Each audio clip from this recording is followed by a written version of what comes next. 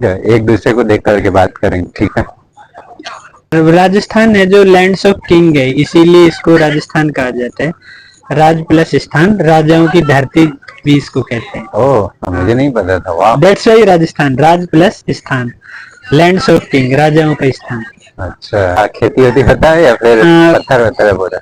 Actually, it's a Aravalli leaders area. So small fields are there in that. So we are amongst the Aravalli leaders. Okay, great. So you know very well Bhangad Fort. It's very Bhangad Fort. Bhangad Fort, yeah. Okay. It's What is very that? near to. What is Vanguard for? I didn't heard it. If you Google it, you will find it. It will be best. शुरू में हमने नाम बताया था। Yes, नाम बताया ना, Rajesh Kumar Meena.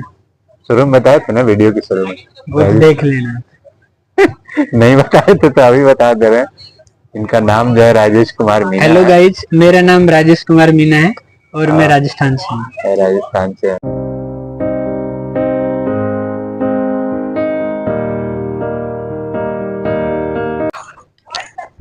Welcome everyone. I'm Shiv Shankar and I'm here after a long time and right now I have new mic और I hope कि इस बार video quality and audio quality भी अच्छा होगा। तो आज हमारे साथ एक बहुत ही खास गेस्ट हैं जो कि जस्ट नाउ अभी IIT मद्रास से PhD कंप्लीट किए हैं और मैं चाहता हूं कि मैं उनका इंट्रोडक्शन दूं। इससे पहले वो खुद बताएंगे कि इनका जर्नी जो है। सबसे पहले अपने बारे में थोड़ा सा डिटेल बता दीजिए, देन हम लोग आपके कैंपस लाइफ के बारे में बात करेंगे। Okay, hello, I am Rajesh Kumar Meena, Rajasthan. I hope you know very well Rajasthan. हाँ, राजस्थान कैसे, बिहार 29 जो स्टेट्स हैं, 29 या 30, 29 राइट, ये तो वेल नोन है, सबको पता है। So Rajasthan is biggest state area wise in our country. So culture wise भी बहुत अच्छा है वहाँ। राजस्थान में कहाँ से आप? राजस्थान में मैं अलवर जिले से। अरे वाह, अलवर। हाँ, सही है। तो राजस्थान है जो लैंड्स ऑफ किंग है, इसीलिए इसको राजस्थान कहा जाता है। राज प्लस स्थान, राजाओं की धरती भी इसको कहते हैं। ओह, मुझे नहीं पता था। वाह। That's why Rajasthan, Raj plus स्थान, लैंड्स ऑफ किंग, राजाओं का स्थान। अच्छा, इसीलिए राजस्थान। ओके, अलवर। मैं यहाँ पे अलवर में हो या फिर वहाँ से भी गाँव है या? I belongs to a small village in Rajgarh tehsil. In Rajgarh tehsil a small village Odpur. तो उधर में क्या खेती वेती होता है या फिर पत्थर वत्थर है पूरा? Actually, it's a Aravalli leaders area. So small fields are there in that. So we are amongst the Aravalli leaders. Okay, great. So you know very well Bhangad Fort. It's very Bhangad Fort, yeah. It's very near to. What is Vanguard for? I didn't heard it. If you Google it, you will find it. It will be best. Okay, great. Okay, let me change the path. So you born there in Alwar district and then you started your schooling there only in village or? Yeah, in village I started. Okay. And after that? In village up to 8th class. Okay, and then? Schooling was there. After that means I usually study in government college schooling. Government school? Meaning Rajasthan school? Yeah, Rajasthan. Yeah. Okay. It come under this Rajasthan Madhyamik Shiksha Board. Okay, that means Rajasthan government. Okay. Yeah. Great. So you completed your 10th from there. After that 12th there only. 12th also. 12th means in village 8 up to 8th तक। और उसके बाद 10वीं के लिए दूसरे school में गए। फिर वहाँ पे वो सब्जेक्ट नहीं थे तो फिर हमको तहसील स्तर पे जाना पड़ा।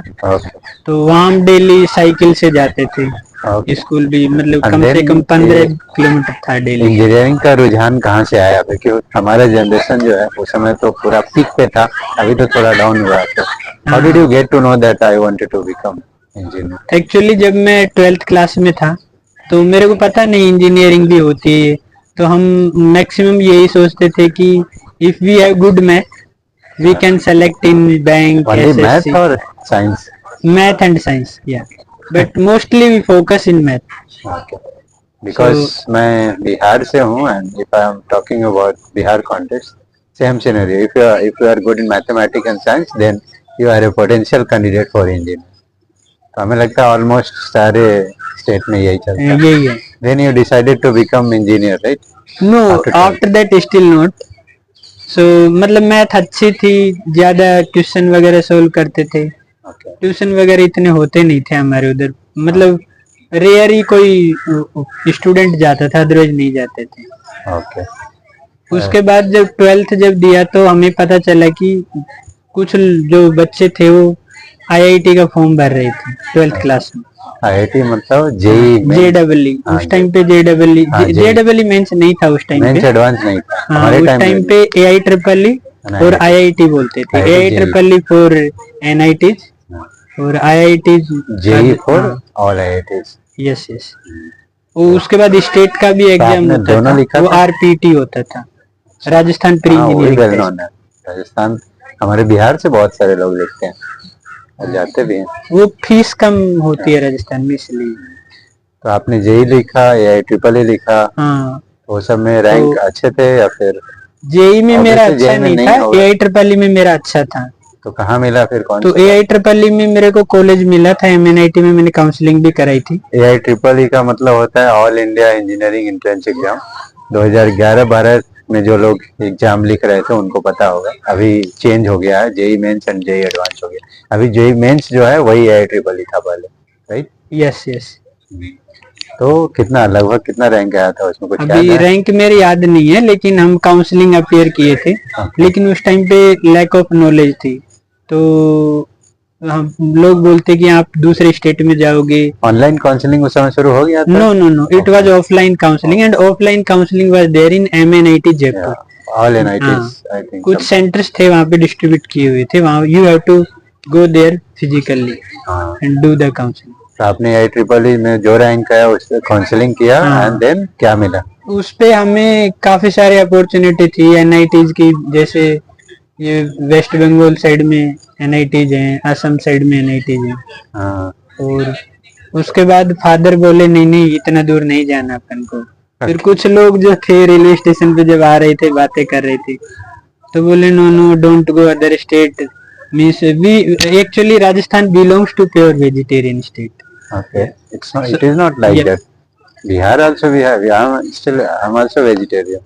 मतलब ये बोलो कि वहाँ के पॉपुलेशन ज्यादा वेजिटेरियन होगा हाँ. आपके यहाँ के, हमारे यहाँ कम होगा, बट वेजिटेरियन तो सब जगह, स्पेशली मारवाड़ी जैन तो शायद ज्यादा ही होते हैं vegetarian. नहीं, हमारे भी जो फार्मर्स जो लोग हैं, जिस एरिया में हम रहते हैं वहाँ पे जो वेज हैं उनको वो लोग बाहर जाना प्रेफर नहीं करते हैं. ना, उनको वो लगता बाहर है जाना कि prefer नहीं नॉनवेज करते. खाना और पड़ेगा. मैक्सिमम जो रोटी है, बाजरा है, मक्का है, इस तरह का फूड वो खाते हैं. तो बोलते हैं वहाँ तो चावल मिलेंगे, कैसे जिंदे रहोगे चावल. और तो आप लोग चावल अवॉइड करते हो? नो, वी प्रिपेयर चावल only when festivals come. Okay. एक शगुन के रूप में हम चावल को खाते हैं. होली, दीपावली, दुर्गा पूजा. होली, दीपावली, दुर्गा पूजा या जो भी फेस्टिवल्स आते हैं यूजुअली, रक्षाबंधन. बाकी समय बाजरा रोटी यही सब चलता हाँ, गेहूं का प्रेफर करते हैं, बाजरे की सर्दियों में प्रेफर करते हैं. है. ओके, सही है. हमारे बाजरा की जो वो ज्यादा एनर्जी अपन को देती है बॉडी के लिए. सही है, बहुत हेल्दी भी वो होता है. कैंसर पेशेंट के लिए काफी हेल्पफुल होती है.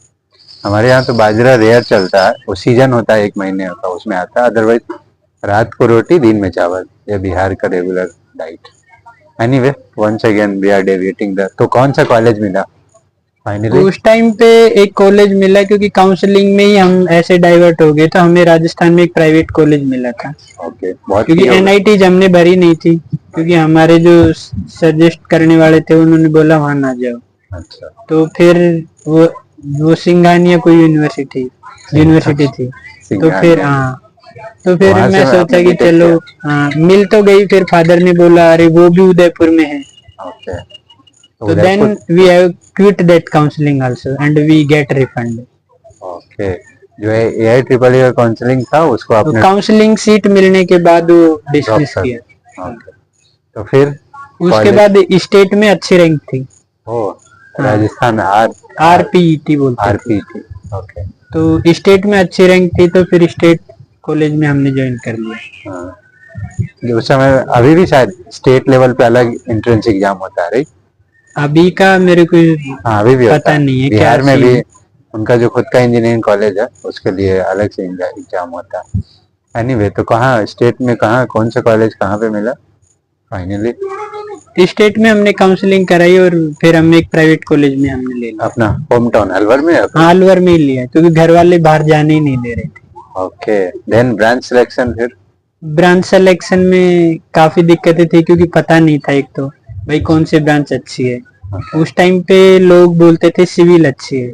ओके, सिविल इसलिए बोलते थे क्योंकि जो पीडब्ल्यूडी थी ये बहुत सारी वैकेंसी निकालती थी और बेस्ड ऑन परसेंटेज वो सेलेक्ट कर लेते थे। तो मेरे को बहुत लोगों ने सजेस्ट किया कि या तो सिविल ले लो या कंप्यूटर साइंस या ये ले लो, लेकिन मेरे अंदर मैकेनिकल का जन्म था। वाह।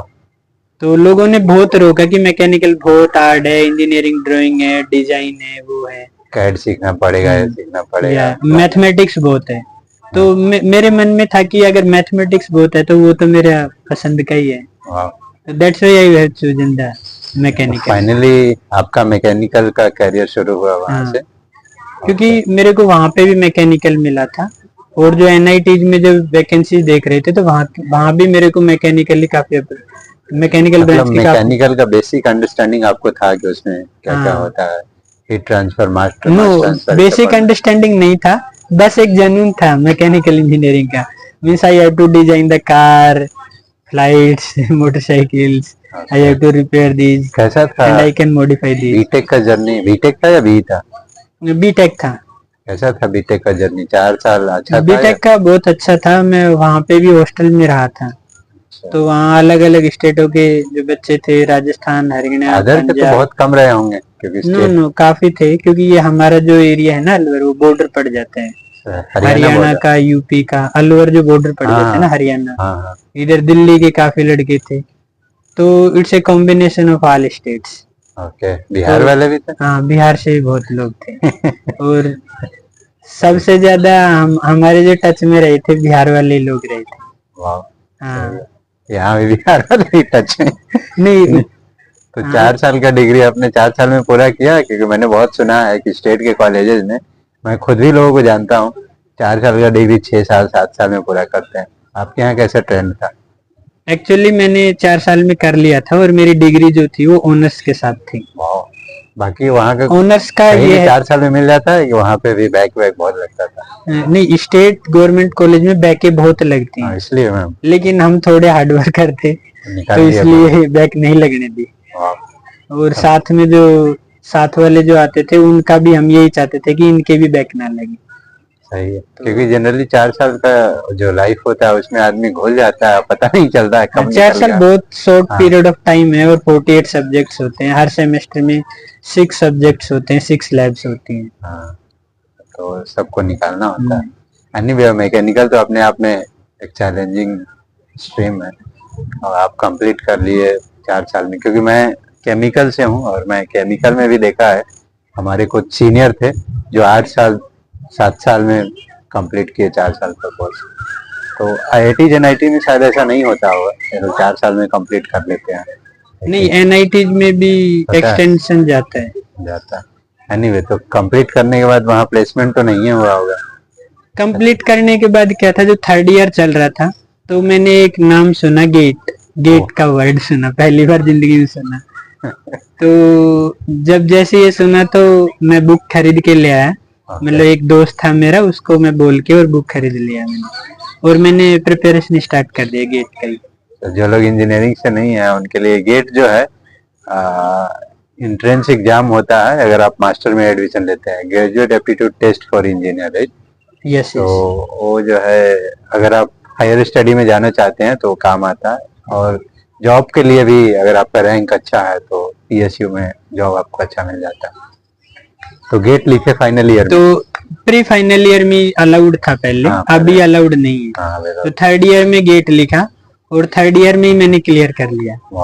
हाँ, पहली बार में। सही है। तो हमारे में पूरा भौकाल मच गया। हाँ, उस टाइम पे यही था कि हमारे फैकल्टी लोग गेट लिख रहे हैं, उनका क्लियर नहीं हुआ और भैया आपने कर लिया, ठीक है। तो हम बिल्कुल सिंपल रहते, कोई नहीं हो जाता है आप लोगों की दया से। गेट में सबसे अच्छा नंबर कौन से सब्जेक्ट में आया था? मेरे मैथ में और मैथ मैकेनिक्स में ज्यादा आते हैं, एप्टीट्यूड सब्जेक्ट्स में। तो फिर फाइनल ईयर में फिर दोबारा लिखा? फाइनल ईयर में फिर दोबारा लिखे रैंक गेट को। अच्छा बढ़ा या घट गया है? बढ़ा? नहीं, नंबर ऑलमोस्ट सेम ही रहे फाइनल ईयर में, दो क्योंकि या फाइनल ईयर में ज्यादा प्रोजेक्ट का भी लोड होता है थोड़ा। तो फिर जॉब के लिए ट्राई किए या फिर हायर उसके बाद भी हम जॉब का ट्राई नहीं किए। फाइनल ईयर में हमने एक ऑटोकैड का कोर्स किया था। ओके। मैकेनिकल सिविल वाले के लिए बहुत मतलब जरूरी होता है ऑटोकैड, राइट? हाँ, प्रोई जिसको बोलते हैं आजकल, इसका क्रियो नाम हो गया। अच्छा। तो ये सीखा तो सॉलिड इसमें वर्क में शायद सॉफ्टवेयर यूज करके करते हो, राइट? ऑटोकैड सॉलिड वर्क ये इंजीनियरिंग का सॉफ्टवेयर होता है, और 2D 3D जो ज्योमेट्री बनते हैं उसमें सिमुलेशन भी होते हैं। अच्छा। तो वो मैंने किया, तो वहाँ पे इंजन का डिजाइन, कार का डिजाइन, वो सीट मेटल फॉर्मिंग वगैरह ये किया, तो और ज्यादा इंटरेस्ट डेवलप हुआ। वाह। तो फिर मैं सोचा जब बीटेक में इतना है तो let's go for higher study after that. उस समय तक आईआईटी का बहुत डर गया था या फिर बचा हुआ था कि आईआईटी में अभी भी जाना है हायर? क्योंकि मेरा वो सपना पूरा करना था कि एमएनआईटी में जब मैं था वहाँ पे, तो वहाँ पे हमने वो विड्रॉ किया था सीट, तो मैं सोचा कि एटलीस्ट एनआईटी तो जाएंगे। उसके लिए फिर मैं मेडिजी आ गया था दिल्ली में। रैंक अच्छा नहीं था इसलिए इम्प्रूव करने के लिए मेडजी आया या फिर पीएसयू का? एक्चुअली उस टाइम पे मेरे को यही मालूम नहीं था कि काउंसलिंग का फ्लो क्या है। फिर से मास्टर में? No no no, not master, ये आप in final year BTech. Okay. तो फाइनल ईयर बीटेक के बाद ही मैं मेडिजी ज्वाइन कर लिया। ओके। दिल्ली में ड्रॉप लिए एक साल? हाँ, 1 साल ड्रॉप लिया। सही। तो वहाँ पे क्योंकि दो थी सब्जेक्ट तो हमने अच्छे पढ़े ही थे, लेकिन गेट भी बहुत टफ होता है। हाँ, कितना 2.5-3 लाख लोग बैठते होंगे? नहीं उस टाइम पे 45,000 के करीब फीस थी सालाना। नहीं, नंबर ऑफ एस्पिरेंट कितने कैंडिडेट बैठते हैं गेट में? अब ये तो 2-2.5 लाख लाखों से में, हाँ ज्यादा ही बैठते हैं। 2.5-3 लाख मैकेनिकल अप्रोक्सीमेट है, 2.5-3 लाख। हाँ, मैकेनिकल इलेक्ट्रिकल सिविल में तो अच्छा खासा। केमिकल में मैक्सिमम 30,000 40,000 50,000 लोग बैठते हैं। नहीं, मैकेनिकल में बहुत ज्यादा स्ट्रेंथ थी। इवन दिल्ली में कालू सराय, बेर सराय, जिया सराय, ओजकास ये सारी मतलब फुल थी स्टूडेंट्स की वजह से। जिया सराय में आप भी रहे हो? जिया सराय में हम नहीं रहे, हम तो साकेत में रहे थे। हमारा साकेत उस साइड में बैच था, तो उसमें मैदानगढ़ी साइड में चले गए बाद में। वाह। मैं भी जिया सराय में 6 महीने रहा हूँ तो मुझे याद आ गया। वहाँ पे मैं गेट के लिए ऐसा ही, एक्चुअली मेरा मास्टर के बाद प्लेसमेंट हुआ था तो कंपनी वाला ज्वाइनिंग दे नहीं रहा था, तो मैं वहीं जाके टाइम पास कर रहा था 6 महीने। तो गेट के लिए पढ़ भी रहा था तो इसलिए रहा था। जैसे ही आया ज्वाइनिंग में भाग गया। इन्फोसिस में मेरा एमटेक के बाद हुआ था। तो फिर कहाँ गए मास्टर करने के लिए आप? नहीं, जब गेट का एग्जाम दिया तो फिर ये इग्नू यूनिवर्सिटी मैदानगढ़ी के साइड में इधर है, क्योंकि यहाँ पे रूम काफी सस्ते थे। तो यहाँ आगे फिर उसके बावजूद भी हमें एग्जाम दे दिया गेट का। उसके बावजूद भी ये पता नहीं काउंसलिंग कब होने वाली है। तो वहाँ पे भी नहीं हुआ था, ऑनलाइन ही था सारा कुछ, लेकिन हमारे पास फोन नहीं था बड़ा, और ना ही हम अपडेट थे इतने। बस एग्जाम दे दिया, पढ़ लिए, बस वो यही था। तो बिहार का एक वहाँ पे फिर मेरे लाइफ चेंजर बिहार के बहुत रहे हैं जिंदगी में। तो वहाँ पे एक बिहार का दोस्त था। तो वो बोला क्या कर रहे हो मीना जी? मैं बोला सर कुछ नहीं कर रहे, आप बताओ। तो बोले यार तुम एमटेक के लिए अगर जाना है तो कब काउंसलिंग करोगे? तो मैं बोला आप एक बार देखो काउंसलिंग की डेट क्या है। फिर उसने काउंसलिंग की डेट बताई। तो फिर मेरे हरियाणा के एक दोस्त थे, वो उसके रूममेट थे। तो बोले कोई नहीं मीना, हम करवाएंगे तुम्हारी काउंसलिंग, आप चलो। ठीक है, वो मेरे साथ आया। उस टाइम पे इतने पैसे भी नहीं थे। कंप्यूटर जो सेंटर होता था वो 10 रुपए per day charge, per hour, हाँ सॉरी, पर आवर चार्ज करते थे। तो वो आया मेरे साथ और वो बोले यार तेरा फॉर्म भरते हैं। पहले तो हम इग्नू यूनिवर्सिटी में आए क्योंकि वहाँ पे इंटरनेट फ्री था, वाईफाई, लेकिन वहाँ पे वेबसाइट खुली नहीं। फिर जैसे जैसे डेट क्लोज आती गई तो फिर हम वही प्रेफर किए साइबर कैफे, और वहाँ पे जाके फॉर्म भरा। अब फॉर्म भर दिया, फॉर्म भरने के बाद बस भर दिया, भूल गए इन द सेंस देखना आए तो जाए ना। हाँ, वो अपडेट देखना होता है, मिला अपडेट देखना होता है। मेल उस टाइम पे आते नहीं थे, you have to go and see the website only. फिर मैंने उसको फिर दोबारा, वो जब मिलते थे आपस में, तो फिर दोबारा बिहार का लड़का मिला, राजेश क्या हुआ तुम्हारी काउंसलिंग का? तो मैं बोला यार मैं तो देखा नहीं, एक बार देखो। तो तो उसने देखा, तो उसने बोला यार आप सर्टिफिकेट वगैरह लेके आओ, मतलब आपका वो खुल गया, काउंसलिंग का लिस्ट आ गया। तो मैं बोला आप देख के बताओगे? बोले यार यहाँ तो आता नहीं है। फिर हम दोबारा वहाँ गए इंटरनेट के, और वहां से देखा कि हमें एनआईटी सिलचर मिली हुई है। अच्छा। तो एनआईटी सिलचर बेसिकली दो रीजन थे। एक तो ये नॉर्थ में हम बहुत रह लिए, तो हम ये इधर सॉरी अपने राजस्थान, हरियाणा, पंजाब, दिल्ली में। तो हम सोचे कि थोड़ा दूर चलते हैं यहाँ से, दूसरे स्टेट में मूव करते तब तक तो भ्रम टूट गया था कि बाहर में वेज नॉन वेज। हैं। हाँ, तब तो तोड़ना ही था, क्योंकि मेरा जो रूममेट था वो असम का था, अच्छा। एक दिल्ली का था। सही। तो वो लोग काफी अच्छे थे, हाँ। कोऑपरेटिव भी थे, अच्छे भी थे। तो उनके मदर से भी बात होती रहती थी हमारी। हाँ, तो तो पता चल काफी गया कि बाहर में हाँ, उतना बुरा नहीं। बाहर भी अच्छा है। तो जैसे ही वो रूममेट रही, तो फिर मैं उसको, मेरे दोस्त को कॉल किया कि यार मेरे को यहाँ पे ये ब्रांच मिली है। और मेरा फिर दूसरा डिजाइन का था, डिजाइन और अच्छा, मैकेनिकल में बहुत सारे पार्ट हाँ, होते हैं। मैकेनिकल में बहुत पार्ट है, थर्मल है, मैन्युफैक्चरिंग है, डिजाइन ठीक है, डिजाइन है, हीट ट्रांसफर है, ये सारे अलग अलग से हैं इसमें। सब में मास्टर होता है। हाँ, उनमें मास्टर्स होता है।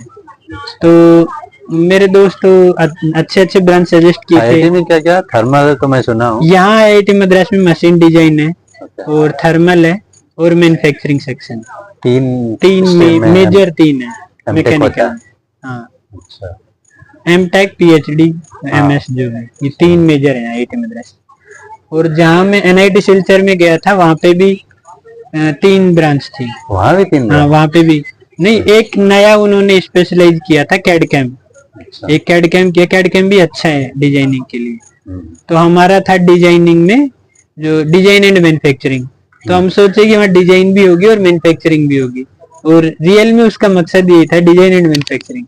बट वहाँ पे जब, और दूसरा ब्रांच था वहाँ पे थर्मल, और तीसरा था मेट्रोलॉजी। मेट्रोलॉजी।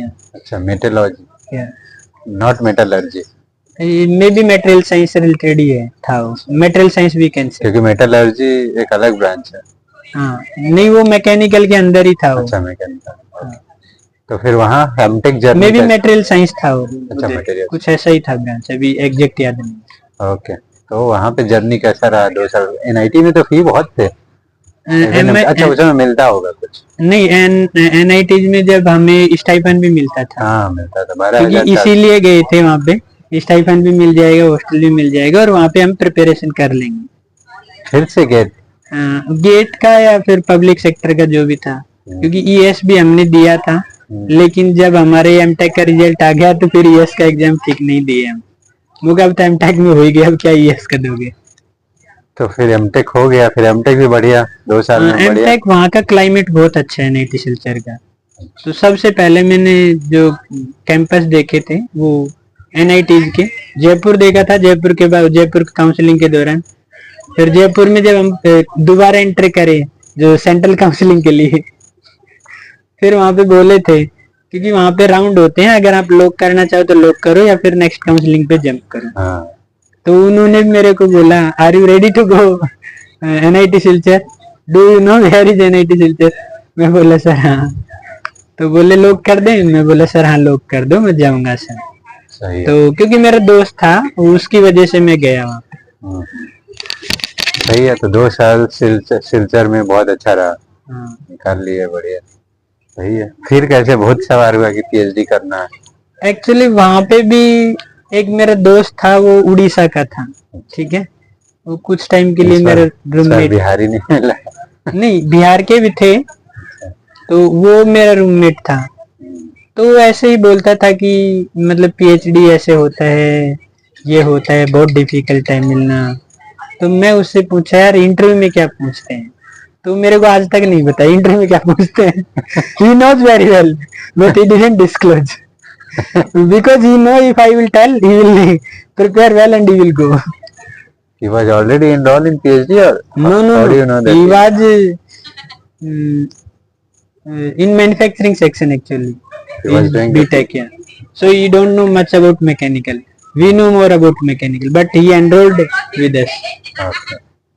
मैंने पूछा भी था काफी बार, यार बताओ क्या क्या होता है एमटेक में और पीएचडी के इंटरव्यूज में, क्योंकि उसको काफी फ्रेंड्स थे, वो पहले से ही बीटेक एनआईटीज में था और एमटेक भी। हाँ, तो फिर हमारा एक दोस्त था, वो बिहार का था दूसरा। फिर से बिहार हाँ, लाया। तो उसने वो उसका ब्रांच अलग था, मैकेनिकल नहीं था उसका, शायद इलेक्ट्रिकल ब्रांच था, इलेक्ट्रॉनिक्स था, इन दोनों में से था, मे भी इलेक्ट्रॉनिक्स। तो उसने यहाँ ये IIT मद्रास का फॉर्म डाला हुआ था। ओके, तो हम साथ में आ रहे थे, मतलब ट्रेन से। चाय पीने के लिए। हाँ, तो मैं बोला भाई क्या कर रहे हैं आप लोग? तो बोले भाई फॉर्म डाल रहे हैं। भाई कहाँ के डाल रहे हो? बोले यार IIT मद्रास के। फिर मैंने पूछा भाई IIT मद्रास के क्यों डाल रहे हो? तो उन्होंने बताया कि यार वहाँ पे बहुत सिंपल है एडमिशन होना। मैं बोला यार ऐसे कैसे मजाक कर रहे हो? तो बोले नहीं नहीं सच में, अगर तुम्हारा बेसिक क्लियर है ना, बेसिक फंडामेंटल, तो यू विल सेलेक्टेड। तो बेसिक फंडामेंटल में तो हम माहिर थे। अच्छा, ठीक है, जो पढ़े थे उस पे हम क्लियर थे बिल्कुल। तो फिर सिर्फ तो मद्रास। उसी साल मैंने फर्स्ट ईयर में ही, जब एमटेक में वहाँ पे एडमिशन लिया था, फर्स्ट ईयर में मैंने फॉर्म डाल दिया था। अरे वाह। हाँ, लेकिन हम शॉर्टलिस्ट हुए नहीं।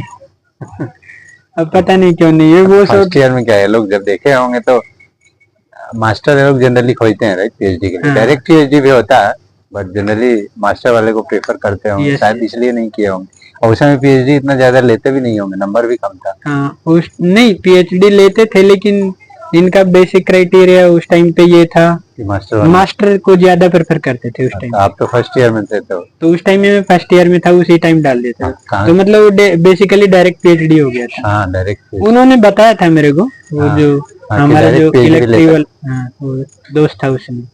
तो फिर सिर्फ यही IIT मद्रास में ही डाले, और कोई IIT ट्राई किया? नहीं, और भी IIT दिए थे हमने।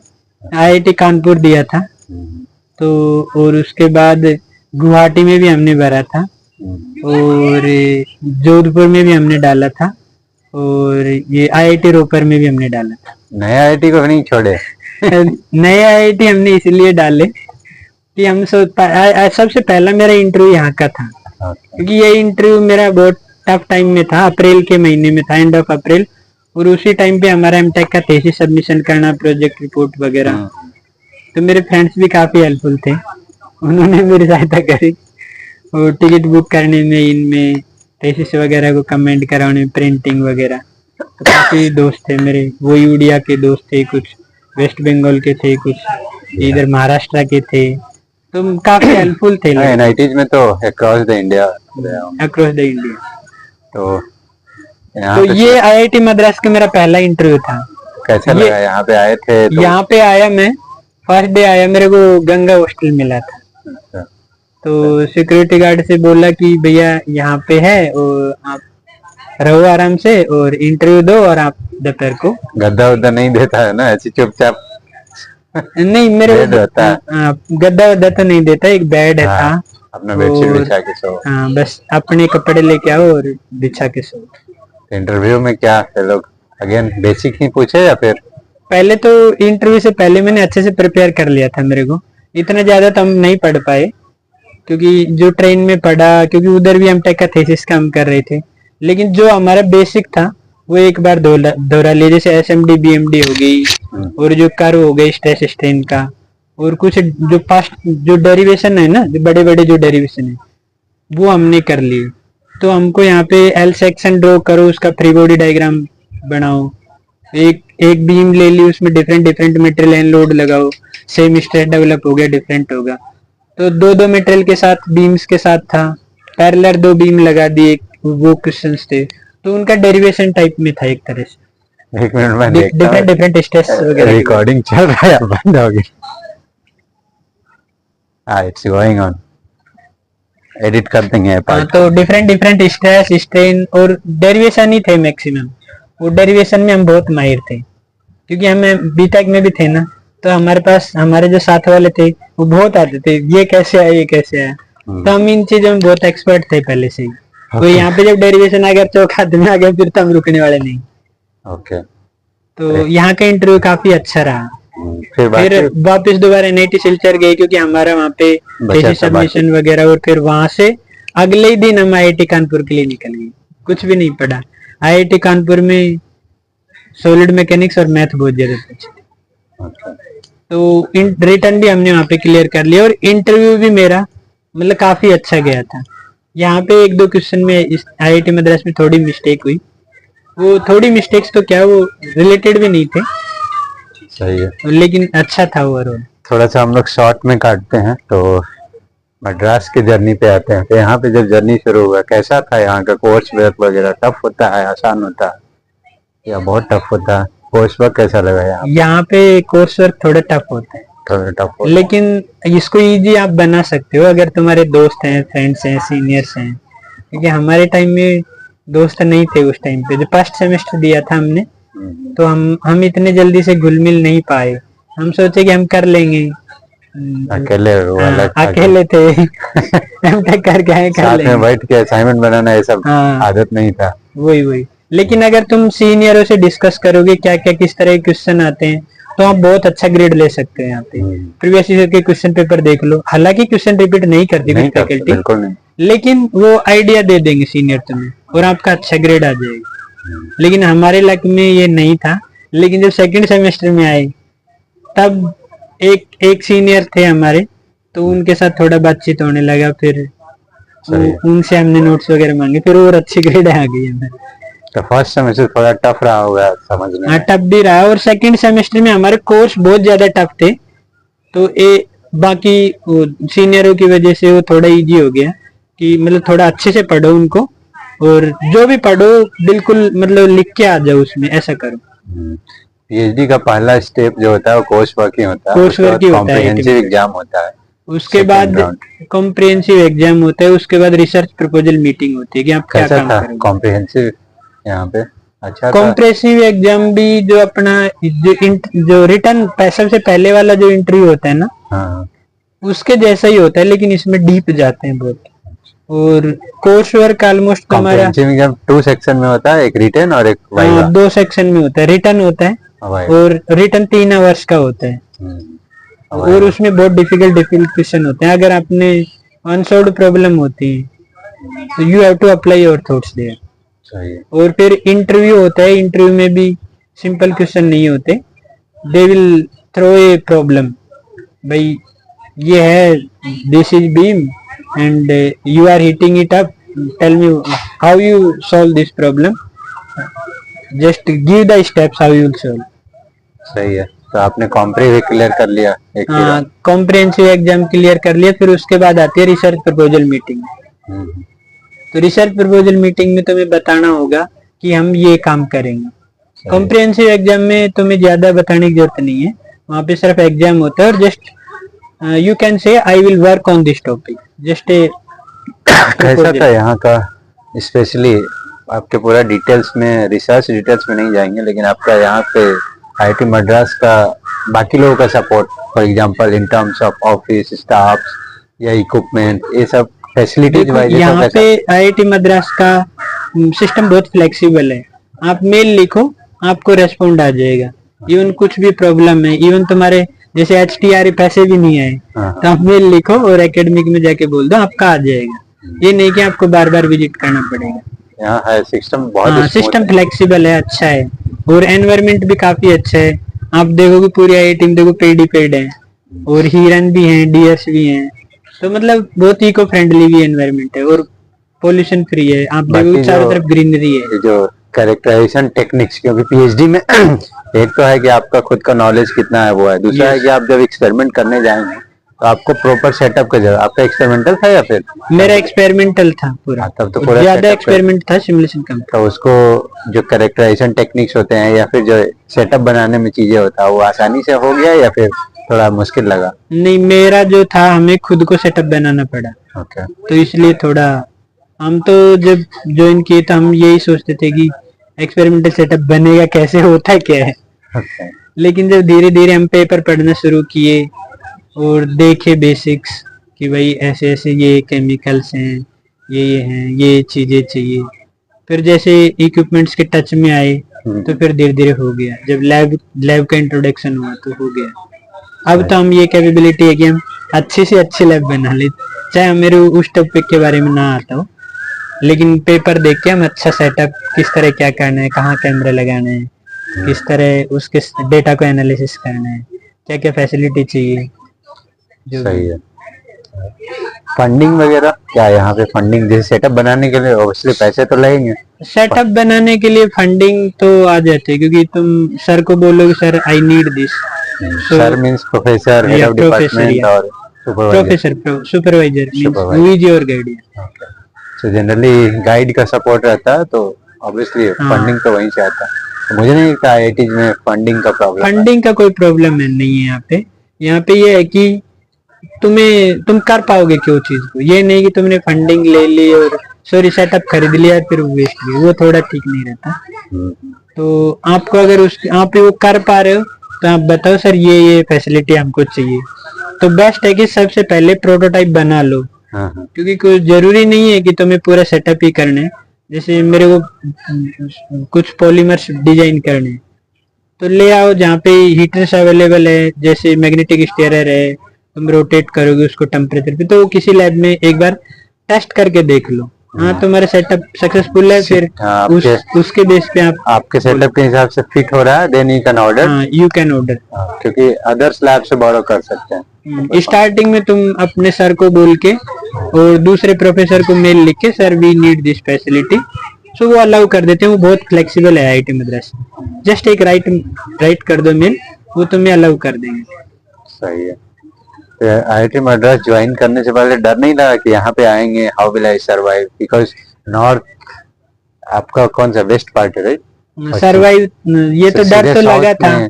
जो हमारे रिलेटिव्स थे वो बोले अरे क्यों जा रहे हो, यहाँ पे तुम आईएएस बन जाओगे 1-2 साल में, ठीक है अभी तुम्हारा जस्ट जब अभी तुम चलो बीटेक के बाद तो नहीं वो करे, अब एमटेक हो गया, तुम 1 साल तैयारी करो, तहसीलदारी बन जाओगे, यहाँ पे कलेक्टर बन जाओगे। तहसीलदार मीन्स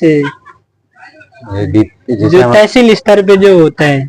अच्छा, अरे राजस्थान आरएएस यू कैन, अच्छा RAS, okay, RAS type post है, आरटीएस आरएएस। आरएएस में जो लोअर रैंक आता है उनको मिलता है तहसीलदार, बढ़िया वाला को अभी मेरे को ये मालूम नहीं है ठीक से, लेकिन आरएएस और आईएएस दोनों ही होते हैं। हाँ समझ गया। हमारे यहाँ बीपीएससी होता है, बिहार पब्लिक सर्विस कमीशन, तो उससे बनता है लोग वीडियो और क्या क्या, वीडियो वगैरह वो सेम ही रैंक होते हैं लगभग। तो उसमें अलग अलग रैंक के हिसाब से उनको डिवीजन मिलता है। जैसे आईएएस में अलग अलग रैंक के हिसाब से आईएएस, आईपीएस, उसमें भी ऐसे ही होता है आरएएस में। सही है। तो मेरे रिलेटिव्स बोलते थे एमटेक करने के बाद, वो सारे नाराज ही थे, मतलब जितने भी रिश्तेदार थे, जब मैं पीएचडी ज्वाइन करने आ रहा था तो कोई भी सेटिस्फाई नहीं था हमसे, सिर्फ बस मेरे घर वाले मेरे साथ थे। वो बोले बेटा जो तेरे मन में हो कर। सही है। कभी फैमिली प्रेशर आया कि इतना नहीं, क्यों पढ़ाई कर रहे हो? मेरे ऊपर कभी मेरे घर वालों ने फैमिली प्रेशर नहीं दिया। अगर होता तो हो सकता है मैं बीच में छोड़ के चला जाता। और कोई बहुत सारी डॉक्टर हैं पीएचडी? नहीं कोई नहीं, इवन शायद हमारे गांव में भी अभी तक कोई नहीं है। एमबीबीएस के 1-2 हैं, लेकिन पीएचडी वाले नहीं है। सही है। और आईआईटी में भी अभी तक नहीं है, एनआईटी में 1 का सिलेक्शन है, वो कर रहे हैं एनआईटी।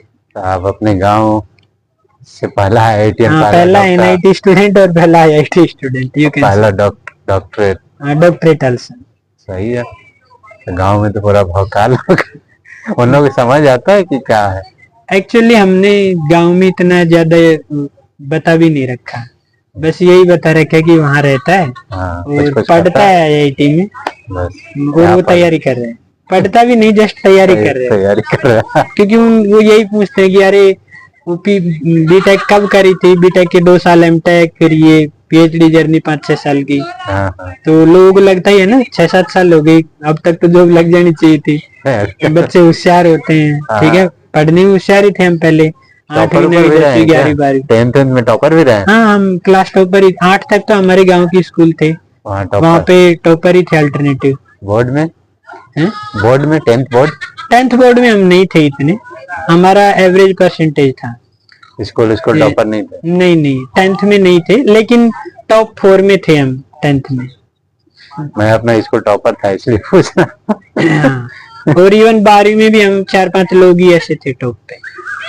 टॉप 4-5 में आप हमेशा अपने स्कूल तक तो हम 8 तक तो हम पहली पोजीशन पे ही थे, 8 तक 1 to 8।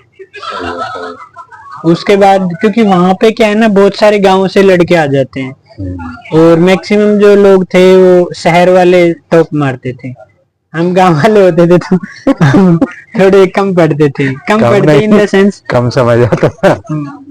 हाँ समझ में भी कम आते थे सब्जेक्ट्स, और हमें सुनाई भी कम देता था पहले। अभी तो हम ठीक से सुन लेते हैं, पहले नहीं सुन पाते थे। चलो इसको हम लोग यहीं क्लोज करते हैं क्योंकि वीडियो बहुत लंबा हो रहा है और भी बहुत सारे बातें कर सकते हैं, अगर होगा तो 2-3 घंटा चलेगा। तो मे भी पार्ट 2 के लिए वो लाएंगे राजेश को। शुरू में हमने नाम बताया था, यस नाम बताए ना, शुरू में राजेश बताया कुमार था ना? मीना, शुरू में बताया था ना वीडियो के शुरू में? वो देख लेना।